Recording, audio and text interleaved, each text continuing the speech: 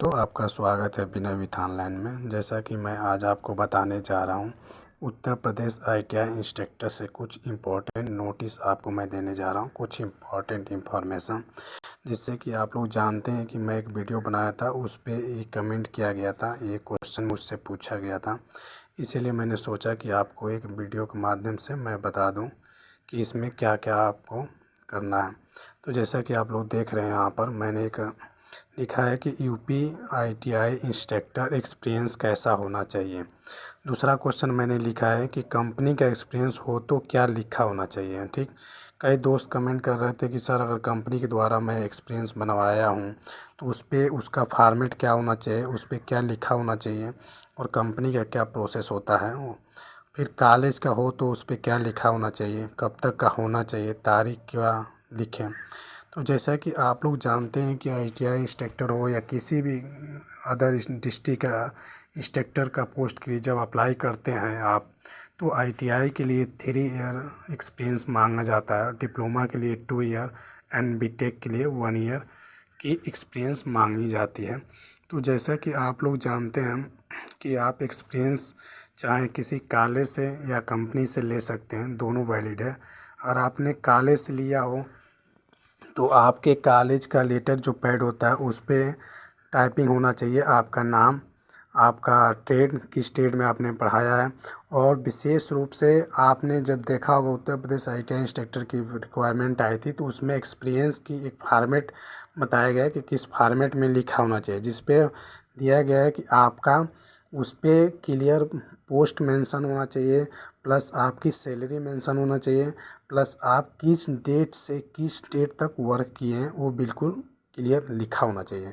जैसा कि आपने देखा है कि कई दोस्त बता रहे हैं कि सर मैंने सैलरी मेंशन नहीं किया है तो क्या दिक्कत हो सकती है। हाँ दोस्तों, बिल्कुल दिक्कत हो सकती है। आपको उस पर क्लियर स्पष्ट बोला गया कि आपकी सैलरी भी लिखी होनी चाहिए।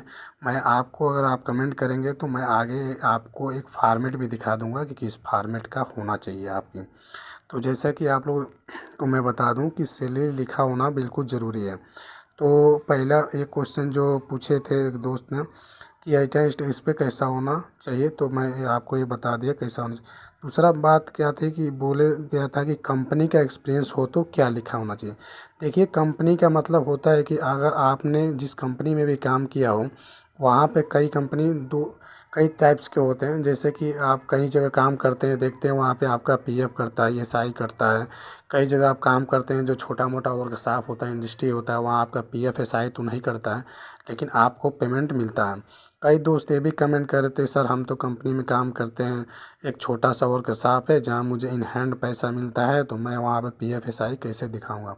दोस्तों, अगर आपको इन हैंड भी पैसा मिलता होगा, जिस फैक्ट्री में, जिस वर्कशॉप में आप काम करते होंगे, तो आपकी जो कंपनी है वो एक जो कंपनी एक्ट होता है उसके अंतर्गत, अप्रेंटिस एक्ट होती है, कंपनी एक्ट होता है, उसके अंतर्गत वो क्या होना चाहिए, रजिस्टर होना चाहिए। और रजिस्टर होने के बाद से आपका कंपनी का एक 3 और 10 नंबर होता है, वो 10 नंबर होनी चाहिए कंपनी के पास में, चाहे वर्कशॉप हो चाहे कंपनी हो। अगर जब भी आप किसी कंपनी से, अगर कंपनी से आप लेते हैं एक्सपीरियंस, तो एक्सपीरियंस पे आपका उसके लेटर पैड पे कंपनी का जो है वहाँ पर आपका जो पोस्ट होता है वो पोस्ट मेंशन होना चाहिए, प्लस पोस्ट मेंशन होना चाहिए आपकी, और प्लस आपकी क्या है कि सैलरी मेंशन होना चाहिए। क्या मेंशन होना चाहिए, आपकी सैलरी मेंशन होना चाहिए, और प्लस किस डेट से, डेट मेंशन होना चाहिए, किस डेट से आपने वर्क किया है, ये आपका किस डेट से किस डेट तक, ये सब चीज़ें आपकी मेंशन होनी चाहिए। अगर इतना आपने मेंशन नहीं किया तो आपकी एक्सपीरियंस सर्टिफिकेट में प्रॉब्लम हो सकती है। तो अगर आप कॉलेज से हैं, कॉलेज का, तो कॉलेज में दोस्तों आप देखे होंगे किसी भी प्राइवेट कॉलेज में, ITI कॉलेज में, पॉलिटेक्निक कॉलेज में अगर आपने पढ़ाया होगा या पढ़ा रहे होंगे, तो वहाँ पे आप देखते हैं कि आपका कोई PF SI नहीं करता है। आपको सैलरी मैक्सिमम कॉलेजों में इन हैंड ही दिया जाता है।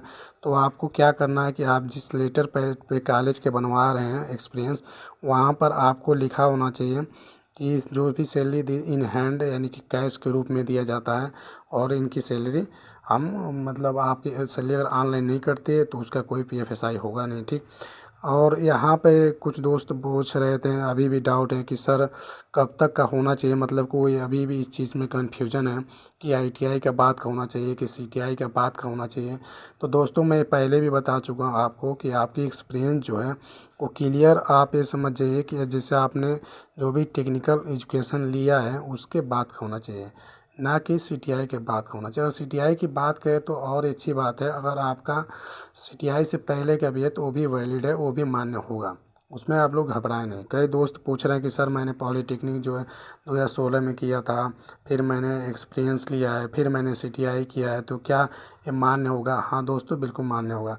ऐसा आप मत समझिए कि CTI के बाद होना चाहिए। कई दोस्त ये बोल रहे हैं कि सर मैंने पॉलीटेक्निक किया था या ITI किया था, हमारा रिजल्ट नहीं आया था, उसके पहले से ही हम पढ़ाने लगे थे। तो देखो दोस्तों, इसमें प्रॉब्लम हो सकती है कि आपकी रिजल्ट नहीं आई थी, आपकी रिजल्ट आ जाना चाहिए। क्योंकि जैसे मान लीजिए आपने ITI किया, पॉलीटेक्निक किया, उसके बाद से जैसे 2 3 4 महीने बाद आपका रिजल्ट आता है, आपने करने के बाद से तुरंत पढ़ाने लगे, तो ये आप बिल्कुल श्योर नहीं है ना कि वहाँ पे आपका रिजल्ट पॉजिटिव आएगा, निगेटिव आएगा, फेल भी हो सकते हो, पास भी हो जा सकते हो। तो आप लोग पहले ही पढ़ाने की एलिजिबिलिटी नहीं मानी जाती है। तो ये चीज़ को आप ध्यान दें कि आपका रिजल्ट आ जाए उसके बाद का ही आप बनवाएं तो ज़्यादा उचित होगा, नहीं तो आप प्रॉब्लम में आ सकते हैं।